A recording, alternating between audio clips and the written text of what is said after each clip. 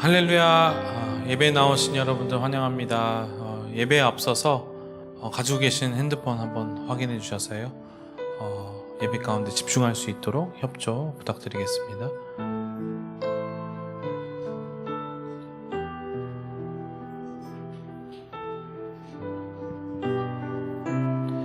그럼 기도하심으로 예배 가운데로 나아가도록 하겠습니다. 기도하겠습니다. 살아계신 하나님 아버지, 감사합니다. 우리를 또 일주일간 지켜보아 주시고 하나님께서 저에게 믿음을 허락하셔서 이 자리에 나올 수 있음을 고백합니다. 하나님, 저희가 또 일주일간 좀 하나님을 바라고 하나님만 기대하고 살아왔습니다. 하나님, 저희의 이 작은 믿음을 하나님 받아주시옵시고, 또 12월 첫 번째 예배로 하나님께 나아갑니다. 하나님, 저희가 12월 한 달간은 정말 하나님 다시 오실 주님을 우리가 기다리고 정말 손꼽아 기다리며 나아가는 한 달간 되게 인도하시고, 또 우리가 인생 가운데서 정말 하나님의 말씀으로 우리가 충만하여서 성령님의 인도하심을 따라 성령님의 인도하심을 기대하며 나아가는 한 사람 한 사람 될 수 있게 인도하여 주시옵소서. 하나님, 또 일주일간 또 하나님의 말씀을 기대하며 나아갑니다. 우리가 이 예배 가운데 선포되는 말씀이 정말 저희에게 주시는 말씀이라 믿음으로 선포하고 그 말씀대로 따라 성령님의 인도하심으로 살아갈 수 있는 은혜를 허락하여 주시옵소서. 이 시간 드려지는 예배 처음부터 끝까지 성령님의 인도하심으로 나아갈 수 있게 인도하여 주시고, 모든 것을 주님께 맡겨드리오며 예수 그리스도의 이름으로 기도드렸습니다. 아멘. 다 같이 찬송하시겠습니다.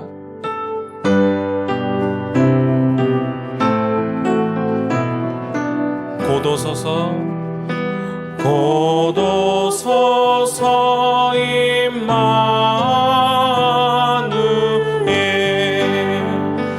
복음하소서 이스라엘 그 보로 생활 오달파 메시아 기다립니다. 기뻐하라 기뻐하라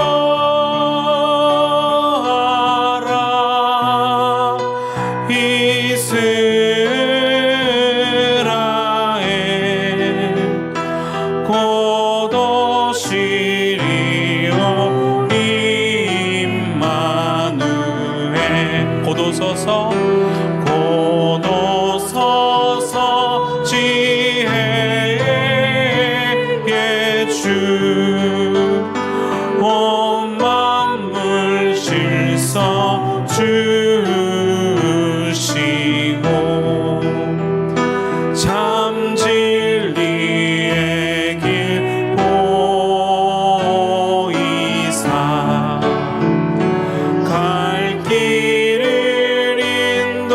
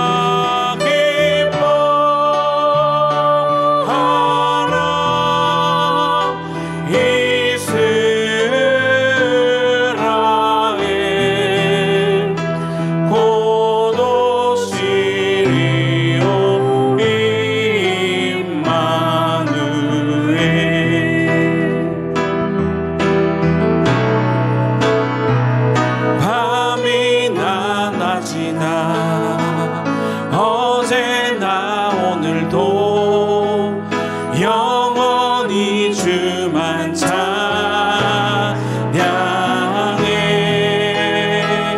괴롭고 슬플 때 낭망하여 넘어져도 언제나 주만 찬양하. 밤이나 낮이나 어제나 오늘도 영원히 주만 찬양해.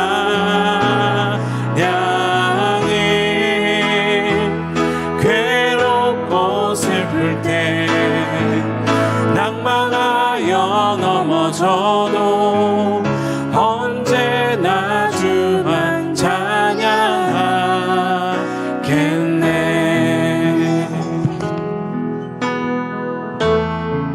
나의 소망 되신, 나의 소망 되신 주를 바라봅니다. 다시 오실 나의 왕 예수, 주를 기다립니다. 나의 소망 되신, 나의 소망 되신 주를 바라봅니다. 주를 바라봅니다. 다시 오실 왕, 다시 오실 나의 왕 예수, 주를 기다립니다. 밤이나 낮이나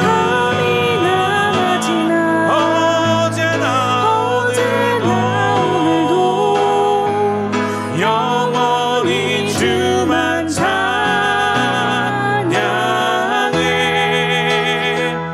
괴롭고 슬플 때 낭망하여 넘어져도 언제나 주만 찬양하.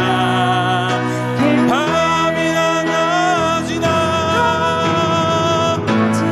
어제나 오늘도 영원히 주만 찬양해.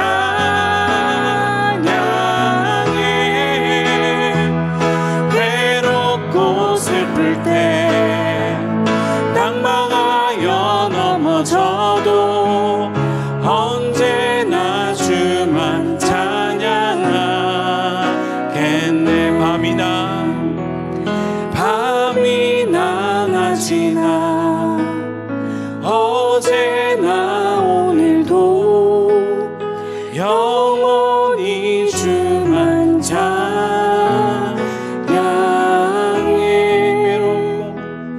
괴롭고 슬플 때 낭망하여 넘어져도 언제나 주만 찬양하겠네.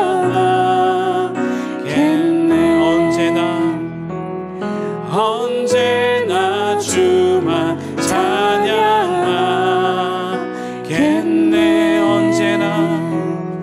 언제나 주만 찬양하겠네.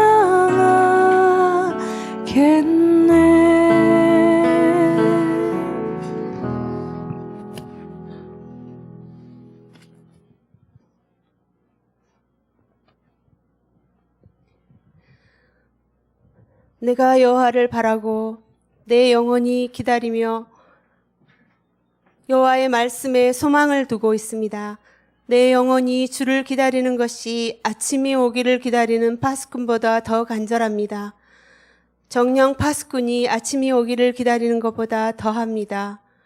이스라엘은 여호와를 바라라. 변함없는 신실하심이 여호와께 있고 온전한 구원이 그분께 있도다. 그분이 손수 이스라엘을 그 모든 죄악에서 구원하시리라. 아멘. 어둡고 죄 많은 이 땅에 우리를 죄와 사망에서 건지시려고 오신 생명의 주 예수님을 기뻐하며 찬양하며 기다립니다. 오늘도 우리가 주의 이름으로 함께 모여 부르심에 응답하며 신령과 진정으로 예배드립니다. 사랑하는 주님, 이 땅의 많은 영혼들이 진정한 크리스마스의 의미를 알게 하여 주시옵소서. 이 세상에는 많은 사람들이 예수님의 빠진 크리스마스를 즐기고 기다립니다. 초라한 구유에 나신 아기 예수님보다 눈과 귀에 화려하고 멋지고 편한 것들을 추구합니다. 임마누엘 예수 그리스도의 나심이 우리 주의 백성들의 작은 외침들을 통해서 많은 사람들에게 전해지게 하여 주시옵소서. 이 시간 주님의 보좌로 나아가며 자비와 긍휼을 구합니다. 한 주간도 하나님을 믿는다고 하면서도 하나님이 안 계신 것처럼 행동하고 살 때가 많았음을 용서하여 주시옵소서. 마땅히 해야 할 일을 하지 않고 하지 않아야 할 일에 집중했던 것들을 회개합니다. 이 시간 우리를 거룩하고 정결하게 하옵시고 깊이 만나 주시옵소서. 은혜로우신 주님, 이 어려운 시대에도 교회의 세례자들을 불러주심을 진심으로 감사드립니다. 한 분 한 분들에게 구원의 기쁨이 임하며 귀한 하나님의 자녀들로 거듭나게 하여 주시옵소서. 우리 교회 공동체에 놀라운 구원의 큰 기쁨이 임하게 하여 주시옵소서. 이번 주말부터 어린이, 청년부 등 각 부서에서 열리는 크리스마스회를 통해서 놀라운 구원의 역사가 일어나게 하시고 또 18일에 있을 흑과라 다카요시 전도 찬양 집회의 찬양과 간증을 통해서 우리가 기도하고 중보하며 전도하는 분들에게도 주의 복음이 넉넉히 전해지게 하옵소서. 우리들의 마음에도 주님이 주시는 위로와 소망이 풍성해지게 하여 주시옵소서. 이 시간에 주의 말씀을 선포하는 주의 종 이영선 목사님 위에 성령님의 충만한 성령님이 임하시고 또 말씀을 통해서 우리들에게 믿음이 더하여 주시고 또 그 말씀으로 이 세상을 넉넉히 이길 능력을 더하여 주시옵소서. 오늘도 우리의 진정한 위로자 되시고 구원자 되시는 예수 그리스도 이름으로 기도드립니다. 아멘.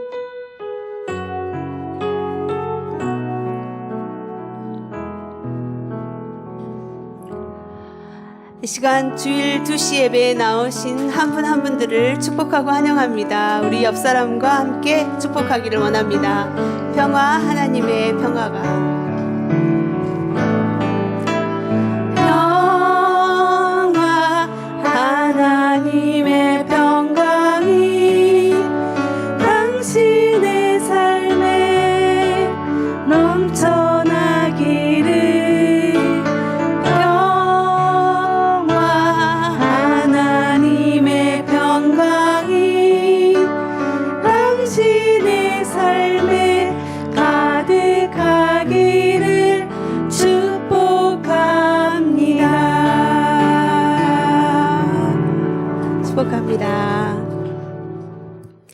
이 시간에 광고 드리겠습니다.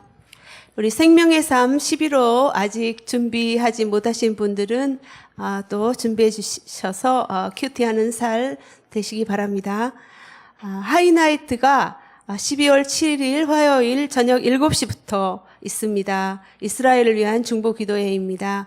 줌으로도 참가 가능합니다. 세례식 안내가 있습니다. 12월 12일 다음 주일입니다. 성인 세례식이 있습니다. 우리 세례자를 위해서 함께 기도해 주시기 바랍니다. 세례 대상자는 다카야마 문해놀이상 미끼 휴가 군 그리고 박명숙, 박윤숙, 공나영 자매님입니다. 위해서 여러분들의 기도해 주시기 바랍니다. 그리고 유아 세례 교육이 다음 주 주일 12시 15분 모자실에서 있습니다. 우리 부모님들과 함께 참석해 주시기 바랍니다. 그리고 어린이 크리스마스 회가 12월 11일 토요일 오후 2시에서 3시 30분에 있습니다. 푸치팝스, 케이팝스, 저학년 팝스, 그리고 한글학교 어린이들의 크리스마스가 3층 예배당에서 있습니다. 그리고 영어 예배부 크리스마스 회가 다음 주일 오후 5시 30분부터 7시까지 2층의 파워웨이브실에서 있습니다. 우리 주보 안에 있는 이 크리스마스 회 이벤트 안내에 참고하셔서 여러분들이 자녀들도 보내주시고 여러분들도 많은 참여와 기도 부탁드립니다. 그다음에 40일 신년 특별 새벽 예배가 12월 13일부터 1월 22일까지 서울 온누리교회 영상으로 드려집니다. 그리고 크리스마스 전도 콘서트가 12월 18일 저녁 7시 30분 후쿠하라 다카요시 가스펠 찬양 사역자를 초청해서 크리스마스 전도 콘서트가 열립니다. 여러분들이 기도하면서 또 전도하기를 원하는 분들과 함께 또 참여하여 주시면 감사하겠습니다. 여기 주보 소개 안에 있는 전단지를 사용해서 또 전도해 주시면 감사하겠습니다. 오늘 주신 하나님의 말씀 봉독하겠습니다. 오늘 하나님의 말씀은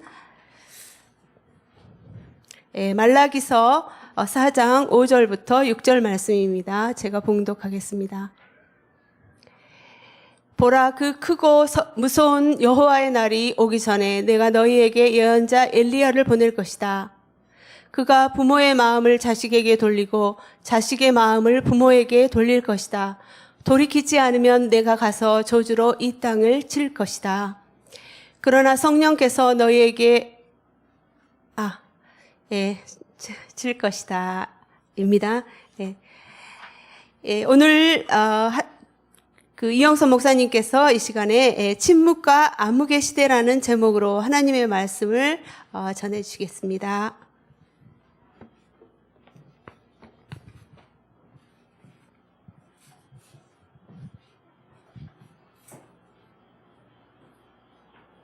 할렐루야. 오늘 1대1 수료하신 분이 계십니다. 니시 메구미 상. 앞으로 나와주시면. 죄송합니다. 사주과정 수료입니다. 죄송합니다. 위의 사람은 오사카 온누리 교회의 사주과정을 수료하였음을 증명합니다. 2021년 12월 5일 온누리교회 주임 목사 이재훈.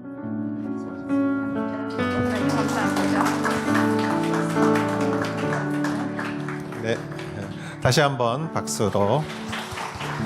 네.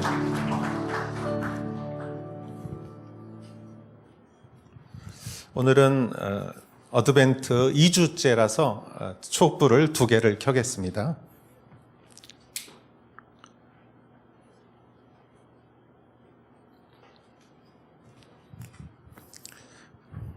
네, 어드벤트 이 기간은 우리 크리스마스를 기다리는 기간을 의미하죠. 기다린다는 것은 무언가를 소망하는 것이고, 소망한다는 것은 보이는 것을 소망하는 것이 아니라 안 보이는 것을 소망하는 것이죠. 로마서에 나와 있듯이 소망한다는 것은 보이는 것은 소망할 필요가 없죠. 내 손 안에 있기 때문에.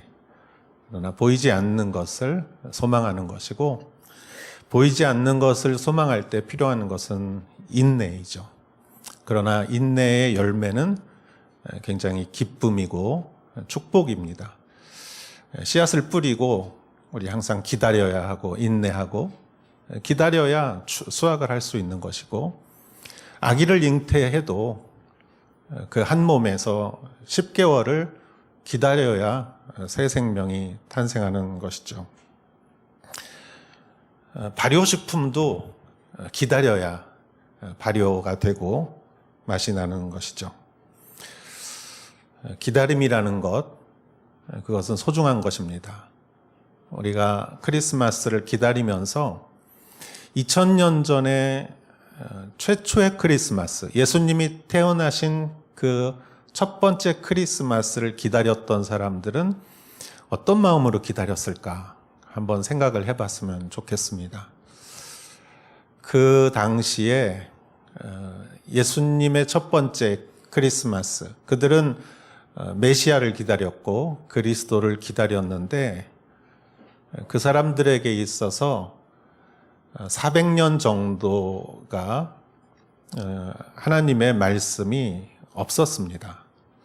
오늘 읽은 성경은 말라기죠. 여러분, 말라기에 오늘 읽은 성경이 구약 성경의 제일 마지막 부분입니다.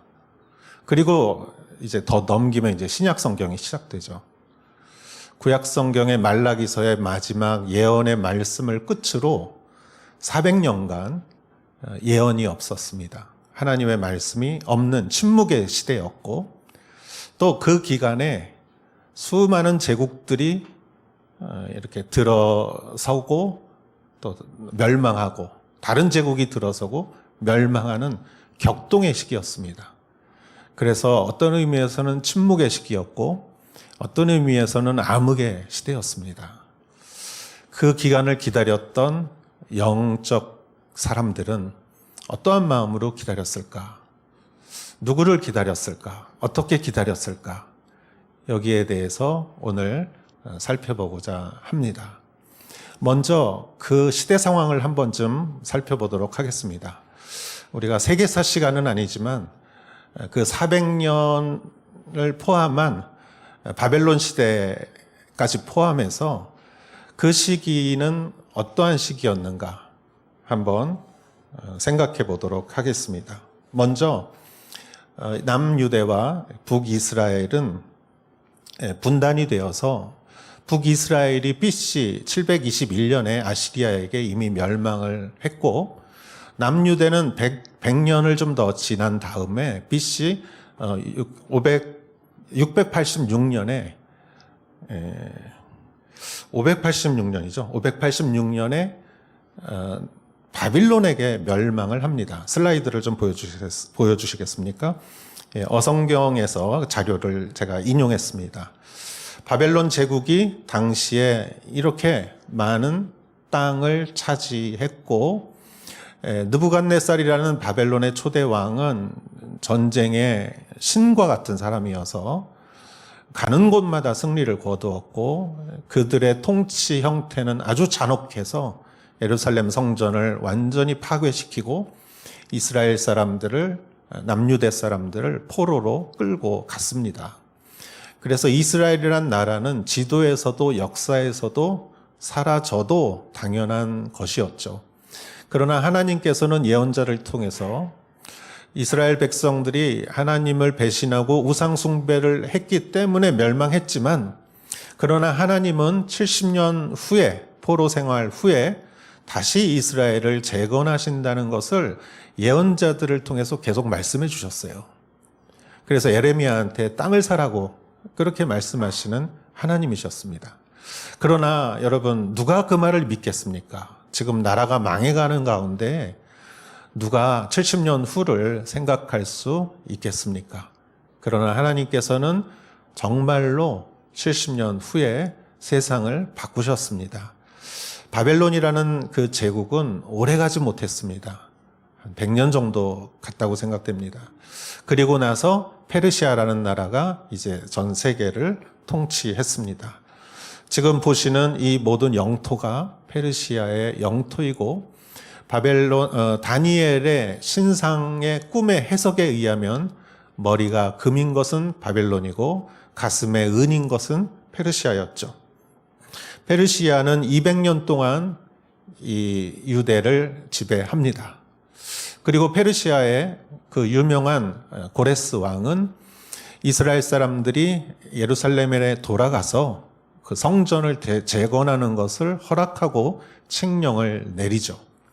그러나 그것은 여러분 간단한 일이 아니었습니다. 삶의 터전을, 70년 동안 살아온 삶의 터전을 두고 예루살렘으로 가는 것은 쉬운 일이 아니었어요. 그리고 예루살렘 성전을 재건하는 것은 1, 2년에 되는 것이 아니었습니다. 100년 이상이 걸려서 성전을 재건하고 성벽을 재건하고, 그리고 그들의 무너진 마음의 신앙을 재건을 했습니다. 그때 리더로서 참가했던 사람이 스룹바벨이고, 또 여호수아라는 사람과, 또 선지자로서는 학개, 스가랴, 에스라, 느헤미야, 말라기, 오늘 성경을 쓴 말라기 같은 사람들이 이 당시에 하나님의 말씀을 전하면서 그 말씀의 능력으로 이 예루살렘을 재건을 했죠. 그리고 이 시기에 이제 말라기를 끝으로 하나님의 말씀은 이제 더 이상 나오지 않았습니다. 자, 여러분, 포로에서 귀환한 그 백성들, 예루살렘을 중심으로 이스라엘을 다시 이렇게 성전을 재건한 사람들은 페르시아의 지배를 받으면서 시간이 지나자 이제 페르시아 왕 다리오스 3세가 알렉산더 대왕과의 전쟁에서 패한 후에 그 지역을 고스란히 알렉산더 대왕의 그리스가 차지하게 됩니다. 알렉산더 대왕은 여러분 잘 알다시피 철학자 아리스토텔레스의 제자였습니다. 여러분 꼭 세계사 시간 같죠, 지금? 다시 한번 기억해 주시기 바랍니다. 아리스토텔레스의 그 제자였던 알렉산더는 영토를 정복하는 것 이외에 그 그리스 헬라 문명을 전 세계에 전파하는 사명을 갖고 있었어요. 그래서 그가 가는 곳마다 그리스의 언어와 문학과 그 전통과 그 종교를 전파를 했지만 알렉산더 대왕은 의외로 33세에 요절하고 맙니다. 갑자기 병으로 요절한 알렉산더 대왕은 후계자를 제대로 세우지도 못하고 알렉산더 대왕의 부하 4명이 그 영토를 나누어 갔습니다. 그 4명 중에 저희가 관심을 가져야 하는 사람은 2사람이 있습니다. 한 사람은 이집트 쪽을 차지한 프톨레마이오스라는 사람이고 또 한 사람은 이 페르시아의 북동쪽을 차지한 셀류쿠스라는 사람입니다. 그래서 여러분 보시다시피 녹색으로 된 이집트를 중심으로 프톨레마이오스라는 사람으로 시작된 왕조가 거기서 시작되고 오른쪽 위에 중간과 오른쪽에 있는 붉은색으로 셀류쿠스라는 왕으로 이제 그 왕조가 시작되는데 중요한 것은 무엇이냐면은 이 녹색과 이 붉은색이 만나는 그 지점이 바로 예루살렘인 것이에요. 이스라엘. 그렇기 때문에 초창기에 100년 동안은 프톨레마이오스라는 그 이집트를 지배하고 있는 사람에 의해서 예루살렘은 지배를 당합니다. 그러나 그 힘이 약화되고 셀류쿠스의 왕조의 힘이 세질 때 북쪽에서 더 영토를 확장해서 이스라엘은 유대 지역은 이제 셀류쿠스 왕조의 지배를 받게 됩니다. 그런데 이 셀류쿠스 왕조가 힘이 약해지고 서쪽에서 로마의 세력이 점점 강대해질 때 이 셀류쿠스 왕조의 안티오코스 4세 때는 유대인을 핍박하기 시작합니다. 처음에는 유대인을 존중해 주었지만 그 안티오코스 4세 때는 유대인을 핍박하기 시작하고 그들은 어떠한 일을 했냐면 그 예루살렘 신전에 그 세금을 면제해 주던 것을 폐지하고 그리고 예루살렘 성전에 그리스의 신들의 우상을 세웁니다.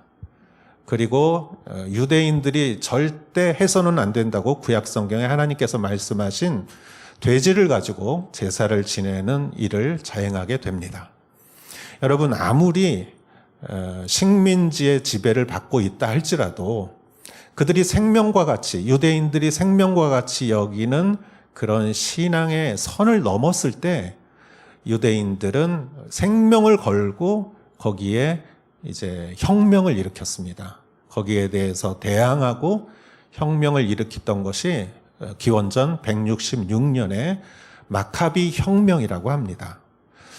마카비 혁명으로 인해서 셀류쿠스의 힘이 약해진 그 시기에 일시적으로 이스라엘은 독립을 하게 됩니다. 다윗과 솔로몬 시대에 한 개체 국가로서 독립했던 이스라엘이 수백 년 후에 다시 독립을 한 것이죠. 그곳이, 그 나라가 이제 100년을 유지를 하게 됩니다. 그래서 마카비 혁명으로 인해서 독립한 그 100년 기간 동안에 이제까지 더럽혀졌던 성전을 정결하게 하고, 또 이 유대인의 그 율법과 제도와 종교를 더 확실하게 견고하게 하는 시기가 있었죠. 그래서 예수님께서 탄생하셨을 때 유대인과 부딪혔던 그 유대인들의 배경은 이러한 배경에서 비롯됐다는 것을 우리가 알 수 있습니다. 그러나 이 100년을 유지했던 그 이스라엘의 독립은 로마로 인해서 다시 멸망하고 맙니다. 로마는 하루아침에 이루어지지 않았다라는 말이 있듯이 이탈리아 반도에서 시작된 로마는 기원전 8세기부터 시작됐지만 오랜 시간을 거쳐서 힘을 조금씩 축적해서 점점 강해졌습니다. 그리고 마침내 BC 63년에 폼페이 장군이 예루살렘을 점령을 하게 됩니다. 여러분 한번 생각해 보십시오. 예수님이 태어난 시대적 배경이 이러한 시대적 배경이었던 것이죠. 이스라엘 백성들에게 있어서는 하나님의 말씀이 말라기 이후로, 페르시아 시대 이후로 예언이 그치고 말씀이 없고 하나님의 침묵의 시기가 계속되고, 여러분 이러한 제국들이 바벨론과 페르시아와 그리스와 로마가 이렇게 반복되며 세계를 지배한다는 것은 그 내면에 얼마나 많은 전쟁과 얼마나 많은 사람들의 불행과 그 생명이 거기에 바쳐졌을까 한번 생각해 보십시오. 그러한 시기를 겪었던 이스라엘의 사람들이 그 말라기의 이 말씀을 의지해서 그 메시아를 기다렸던 것이죠. 그리고 그들에게 있어서 한 가지 더 불행한 사실이 있었습니다. 그것은 불행하기도 하고 매우 억울하기도 한 사실입니다. 그것은 무엇이냐면 이스라엘이 마카비 혁명으로 100년간 독립했던 그 기간에 이스라엘 바로 밑에 있었던 나라가 에돔이라는 나라였어요. 에돔이라는 부족이 오래전부터 거기 있었죠. 그런데 이 에돔은 이스라엘에다가 조공을 바치는 나라였어요.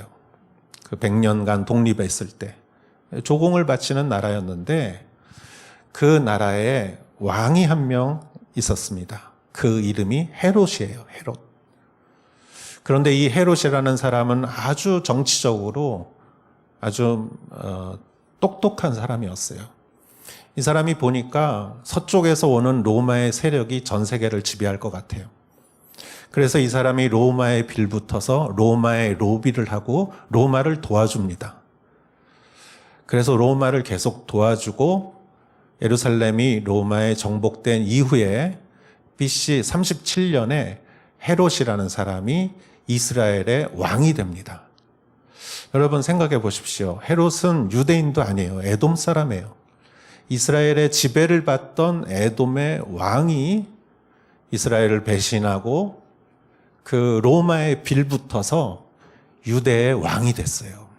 예수님이 태어나실 때 아기를 죽이라고 명령한 사람이 바로 이 사람이에요. 얼마나 악한 왕이었겠습니까? 이스라엘 사람으로서는, 이스라엘 당시의 사람들로서는 예언이 멈추고 로마의 압정뿐만이 아니라 헤롯과 같은 사람을 이 지역의 왕으로 모시고 살아야 하는 그러한 어두운 시기에, 그러나 그들이 붙잡고 기다렸던 것은 오늘 말라기 말씀이었다는 것이죠. 다시 한번 말라기 말씀을 보도록 하겠습니다. 보라, 크고 무서운 여호와의 날이 오기 전에 내가 너희에게 예언자 엘리야를 보낼 것이다. 그래서 이 시기에 이 영적인 사람들은 엘리야를 기다렸습니다. 엘리야란 누구일까요? 엘리야를 다시 보내겠다라는 의미이지요. 엘리야는 이미 이전에 있었던 존재했던 예언자였죠. 남북 분열 시대에 북이스라엘의 아합 왕 시대에 활약했던 예언자 엘리야. 나라 전체가 바알과 아세라의 우상이 난무하고 선지자들이 죽임을 당하고 그 거룩한 장소가 다 무너지고 이 바알의 아세라의 신상이 세워졌던 이 시기에 갈멜산에서 이 바알과 아세라의 예언자 850명과 갈멜산 위에서 홀로 대결했던 예언자 엘리야. 여러분 3년 반의 가뭄에 다시 비가 오게 했고, 그리고 하사엘과 또 예후와 또 엘리사에게 기름을 부어 그 우상의 시대의 종말을 알렸던 위대한 예언자 엘리야를 다시 보낼 것이다. 그리고 이 예언은 400년 후에 신약 시대의 실현이 되는데 그것이 바로 세례 요한이었죠. 엘리야는 바로 세례 요한을 의미합니다. 그리고 세례 요한이 했던 중요한 역할은 주의 길을 예비하는 것이었어요. 그리고 세례 요한이 누구를 위하여 그 길을 예비했느냐? 그것은 예수 그리스도였죠. 그래서 이 예언은 엘리야, 세례 요한을 보내겠다는 의미이기도 하지만 결국은 예수 그리스도, 메시아 그리스도를 보내겠다는 예언이기도 합니다. 그래서 하나님께서는 이 말씀을 통해서 400년 동안 이 말씀을 붙잡고 그리스도를 기다리게 했습니다. 그러면 그 엘리야가 어떤 역할을 하느냐? 6절에 그가 부모의 마음을 자식에게 돌리고 자식의 마음을 부모에게 돌릴 것이다. 돌이키지 않으면 내가 가서 저주로 이 땅을 칠 것이다. 자, 엘리야가, 세례 요한이, 결국은 예수 그리스도가 하시는 일은 부모의 마음을 자식에게 돌리고 자식의 마음을 부모에게 돌릴 것이다. 여러분 가만히 생각하면 부모와 자식은 얼마나 가장 끊을래야 끊을 수 없는 사이가 부모 자식 사이 아닙니까? 그리고 부모는 자식을 얼마나 사랑합니까? 그런데 왜 부모와 자식 사이가 그렇게 좋지 않을 때도 있습니까? 사춘기만 되면 자식 때문에 골치 썩고, 또 본인이 사춘기였을 때 부모 때문에 속을 썩고, 그렇지 않습니까? 왜 부모와 자식 간의 마음이 이렇게 반목하고 서로 엉켜 있을까? 생각해 보면은 아버지 학교 때 배운 내용이 생각이 납니다.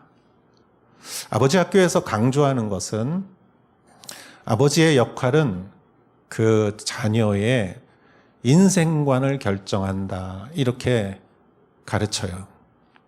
왜 그러냐? 자녀가 태어나서 눈치를 보니까 모든 사람은 가정에서 사회성을 배우지 않습니까? 눈치를 보니까 권위가 누구에게 있느냐? 아버지에게 있어요. 다 아버지 눈치를 보고 아버지의 의견을 따르는 것을 본능적으로 아이들도 아는 것이죠. 그래서 사람이 태어나서 처음 만나는 권위자는 거의가 아버지예요. 그래서 그 아버지가 자기를 어떻게 보느냐가 그 사람의 인생관이 돼요. 아버지가 사랑으로, 용서와 관용으로 대하면, 아, 나는 아무것도 안 해도 그냥 나는 사랑받는 존재구나 하고 자신감을 느끼게 되고, 그리고 내가 뭘 잘못했어도 용서를 받고 관용을 받으면 잘못한 것에 대해서는 꾸중을 듣지만, 그러나 결국에 용서를 받고 관용을 받으면, 아, 세상은 내가 실수해도 나를 용납해 주는구나. 그래서 이러한 생각과 가치관, 인생관을 가지고 세상을 사는 확률이 많습니다. 그래서 아버지와의 관계가 좋으면 세상에서 굉장히 인간관계를 맺는데 유리할 수 있어요. 다 그렇다고 할 수는 없지만 반대로 아버지가 항상 나를 지적하고 혼내고 나를 고치려고 하면은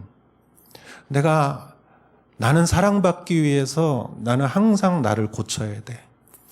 내가 99점을 받아와도 아버지는 다음에 꼭 100점 받아와야 된다고 하면 내가 아무리 노력해도 나는 사랑받을 수 없어. 완벽해야 돼. 완벽주의가 되고 그래서 두렵고 열심히 해도 두렵고 완벽주의가 되고 자꾸 남의 허물이 보이고 이렇게 인생관을 만들기 쉬운 것이에요. 그런데 대부분 아버지가 어떻습니까? 대부분 관용과 사랑으로 대하려고 하지만 아이들이 커갈수록 또 시험 성적이나 이런 거를 볼수록 잘 됐으면 하는 마음에 어느 부모건 이렇게 야단치고 그럴 수가 있죠. 그래서 대부분의 이 아버지와 자녀와의 관계가 틀어지는 경우가 많습니다. 여러분, 이거는 하나님과의 관계도 마찬가지예요. 여러분, 우리가 하나님 앞에서 하나님은 무서운 분, 특히 구약 성경의 하나님, 잘못하면 벌 받고 수천 명이 이렇게 징계를 받고 무서운 하나님, 두려운 하나님, 나를 항상 째려보시는 하나님, 이렇게 생각하기 쉬운 것이죠. 그러나 여러분, 예수님이 오셔서 어떻게 했습니까? 사실은 하나님은 그런 분이 아니시죠. 하나님은 사랑이시죠. 어떻게 사랑했습니까? 자기의 하나뿐인 아들을 우리에게 주셔서 십자가에서 피를 흘리고 그 피는 예수님의 피지만 하나님의 피고 그것은 하나님의 눈물이요, 하나님의 용서요. 하나님은 무서운 분인 줄 알았지만 사실은 하나님은 정말로 우리를 사랑하시는 사랑의 하나님이라는 것을 예수님이 우리에게 보여주시지 않았습니까? 그래서 그 엘리야가 오면 부모의 마음을 자식에게, 자식의 마음을 부모에게, 그래서 하나님은 정말 나를 사랑하신 분이구나. 그것을 십자가를 통해서 예수님께서 하나님의 마음을 보여주신 분이지요.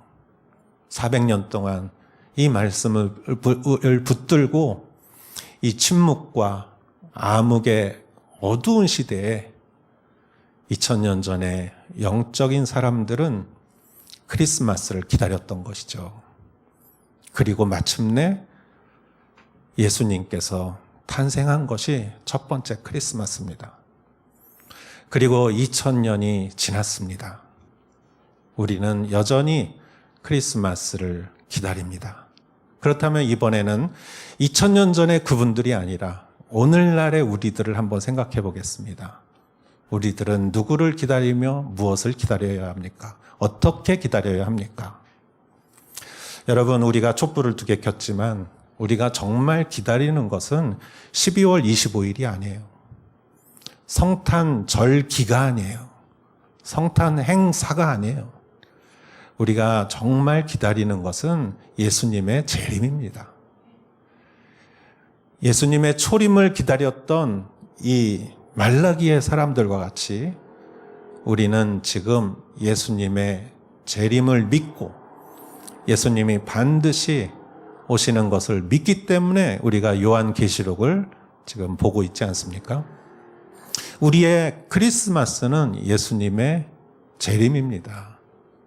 여러분, 지금 우리는 2년 동안 코로나로 어려움을 겪었고 세상에 어느 누구나 여기에 영향을 안 받은 사람은 없지만 교회가 얼마나 영향을 받았습니까? 우리가 모이지 못하고 여러 가지 제약이 있는 가운데 우리가 2년을 보내왔고 지금 또 새로운 변종 바이러스로 인해서 지금 입국이 다시 어려워지고 세상이 앞으로 어떻게 될지 모르는 이 시기에 2000년 전에 말라기의 사람들과 같이 우리는 예수 그리스도를 기다리면서 우리는 무엇으로 기다려야 하겠습니까?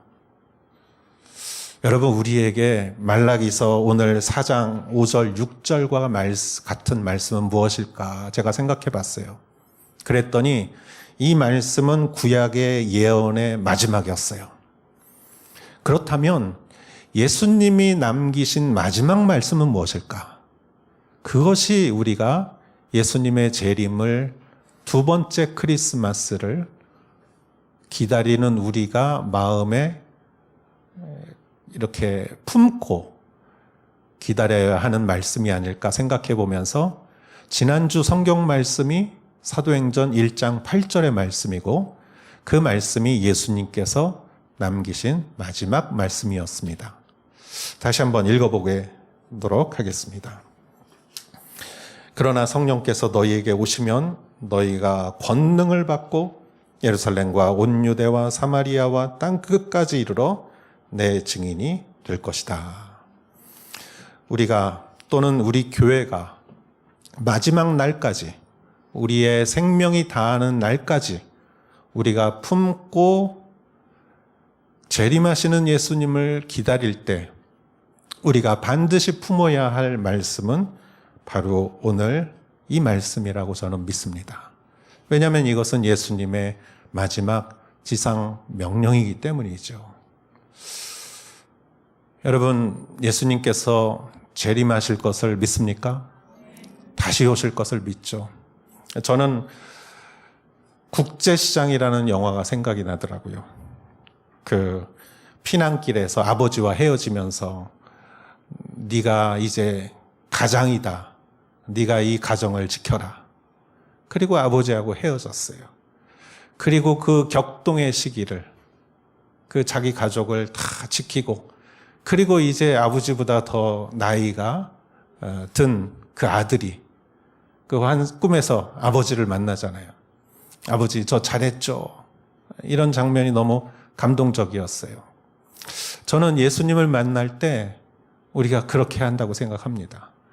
5달란트를 받은 종이 그 주인을 다시 만나서 5달란트를 예수님에게 다시 보여주면서 예수님 저 잘했죠.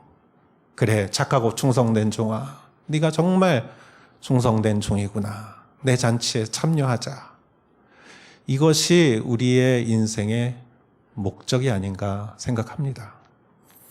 그렇다면 그 날까지 우리는 오늘 이 말씀, 성령을 받고 증인으로서 살아가는 것, 이것이 우리가 품어야 할 말씀이라고 생각합니다. 여러분, 저도 그렇고 우리가 신앙생활 하면서 신앙생활이 마치 문제 해결하는 것이 신앙생활이라고 생각할 때가 있어요.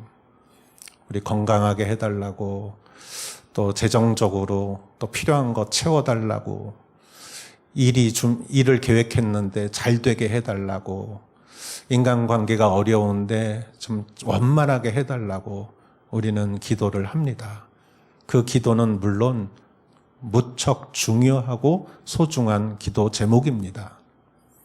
그러나 그것이 우리의 모든 믿음의 중심이 돼서는 안 된다고 생각해요.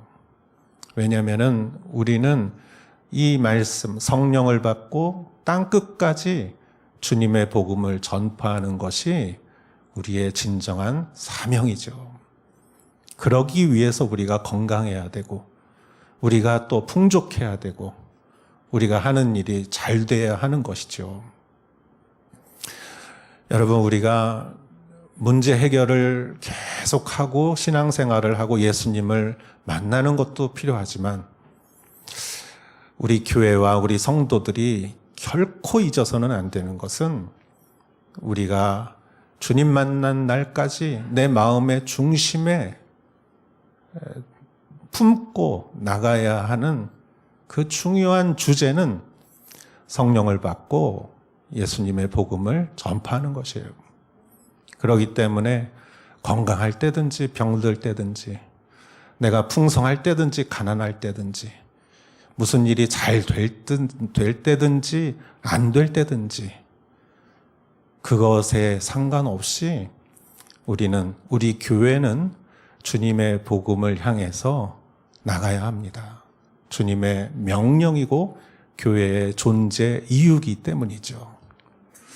그리고 우리는 결국 두 번째 크리스마스, 종말의 크리스마스, 하늘의 크리스마스, 어린 양 예수 그리스도를 만나는 두 번째 크리스마스는 신랑된 예수 그리스도를 맞이하는 신부된 우리가 결혼하는 그러한 날, 새 하늘과 새 땅이 열리는 날, 하나님의 나라에 우리의 모든 한숨과 눈물을 주님께서 씻어주시는 그날이 반드시 올 것을 믿고 두 번째 크리스마스를 향하여 말씀과 믿음으로 정진하는 여러분 되시기를 주의 이름으로 축원합니다. 기도하겠습니다.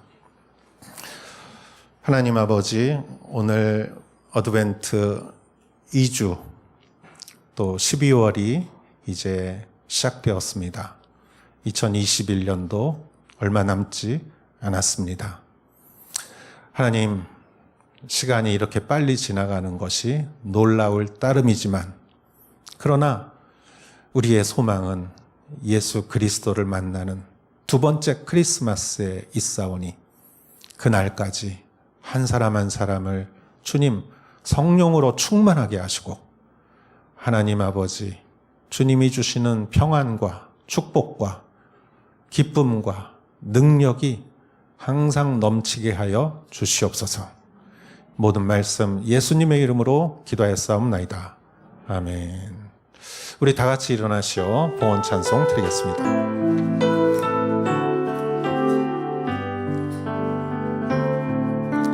힘으로 되지 않고 능력으로 되지 않는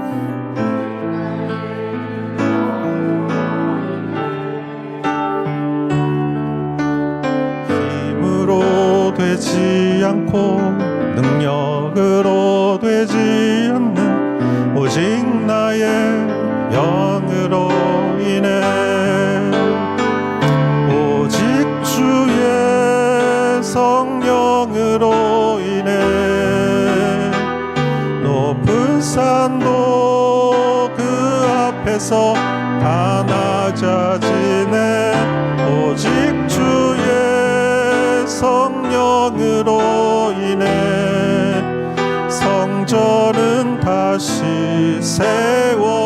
세워지리라.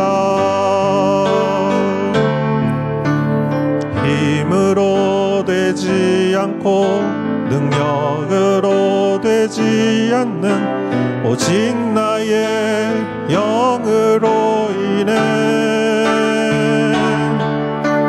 힘으로 되지 않고 능력으로 되지 않는 오직 나의 영으로 인해 오직 주의 성령으로 인해 높은 산도 그 앞에서 다 낮아지네 오직 주의 성령으로 인해 성전은 다시 세워지리라.